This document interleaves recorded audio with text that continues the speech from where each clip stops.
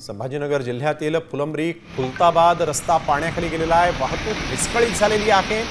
दुकानामध्ये पाणी शिरलं असून या मार्गाने जाणाऱ्या येणाऱ्या वाहनधारकांना मोठा त्रास सहन करावा लागतोय।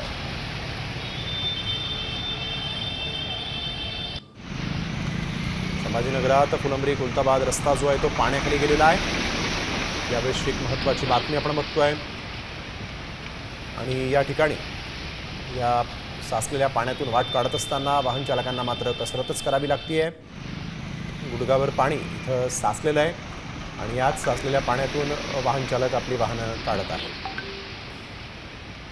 त्यामुळे संभाजीनगरातल्या फुलंब्री खुलताबाद महामार्गावर वाहतूक जी आहे ती अतिशय संथ गतीने सुरू आहे। फुलंब्री शहरामध्ये हा जो रस्ता आहे फुलंब्री ते खुलताबाद हा रस्ता आहे।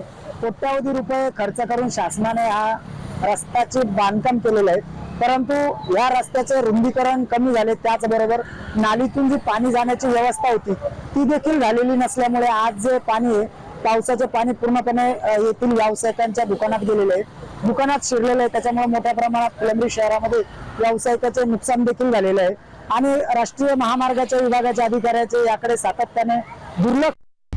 आता isakal.com आहे देशातील नंबर 1 ची मराठी न्यूज वेबसाईट।